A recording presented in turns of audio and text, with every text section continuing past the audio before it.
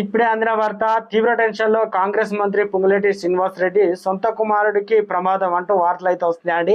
దీనికి సంబంధించి వివరాలు చెప్పడానికి వీడియో చేయడం జరుగుతుంది. చాలా మంది వీడియోస్ ఉన్నారు కానీ సబ్స్క్రైబ్ చేసుకుని మర్చిపోతున్నారు. దయచేసి ఛానల్ సబ్స్క్రైబ్ చేసుకొని బెల్ ఐకాన్ ఆల్ పైన ట్యాప్ చేయండి. ఇటువంటి ఇంపార్టెంట్ ఇన్ఫర్మేషన్ మిస్ అవ్వకుండా మీ ఫోన్ నోటిఫికేషన్ రూపంలో వస్తుంది. చాలా మంది మీరు చూస్తున్నారు కానీ లైక్ చేయడం లేదండి. దయచేసి లైక్ చేయండి, ఇన్ఫర్మేషన్ అందరికీ తెలుస్తుంది.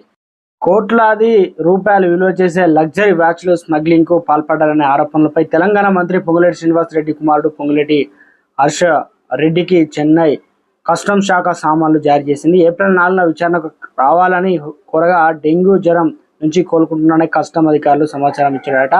వైద్య సలహాల మేరకు ఏప్రిల్ 27న తర్వాత కస్టమ్ అధికారుల ముందు హాజరు కావడానికి అంగీకరించినట్లు అధికార వర్గాలు తెలిపాయి. ఈ కేసులో తనకు ఎలాంటి సంబంధాలు అనేది హర్షరెడ్డి చెప్తున్నాడు. ఇది పూర్తిగా నిరాధారణమైన పేర్కొన్నాడు. నేను ప్రస్తుతం ఆరోగ్యంతో ఉన్నానని తెలంగాణ ఆర్థిక గృహ నిర్మాణ శాఖ మంత్రి పొంగులేటి శ్రీనివాస్ రెడ్డి కుమారుడు తెలిపారు. మార్చి 28న హైదరాబాద్లోని హర్షరెడ్డి డైరెక్టర్గా ఉన్న ఓ కంపెనీ కార్యక్రమంలోని చెన్నై కస్టమ్స్ అధికారులు సామాన్లు అయితే పంపారు.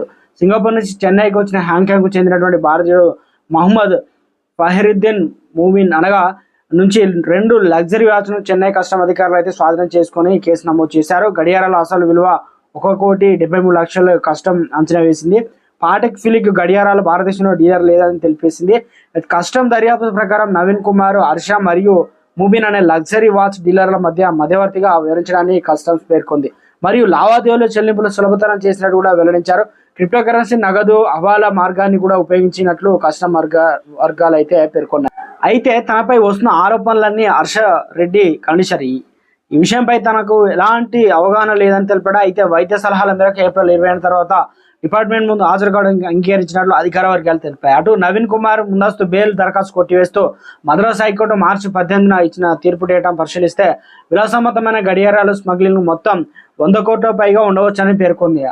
అల్లందూరు కోర్టు ఈ కేసును పరిశీలించిన సందర్భంగా ఏప్రిల్ 1న జ్యుడిషియల్ మెజిస్ట్రేట్ హర్షరెడ్డిని విచారణ ఆలోకం నవీన్ కుమార్ ను అరెస్ట్ చేయాలని కూడా కస్టమ్స్ ఆదేశించినట్లు కూడా కస్టమ్స్ వర్గాలు అయితే తెలిపాయి. దీంతో ఒక్కసారిగా ఇప్పటికే ఫోన్ ట్యాపింగ్ వ్యవహారంలో సంబంధించి బీఆర్ఎస్ కీలక నేతలు, ఇటు ఎమ్మెల్సీ కవిత అరెస్ట్ కావడం, ఇక కాంగ్రెస్ లో కొంత టికెట్ల లొల్లికి సంబంధించి గొడవ నడుస్తున్న తరుణంలో ఇప్పటికే లోక్సభ ఎన్నికలు అయితే ఉన్న తరుణంలో పొంగులేటి శ్రీనివాస్ రెడ్డికి మరి కొడుకు అరెస్టును చేయాలని చెప్పేసి ఆ కస్టమ్స్ అధికారులు కూడా వర్గాలు ఆదేశించినట్టు కూడా తెలుస్తుంది.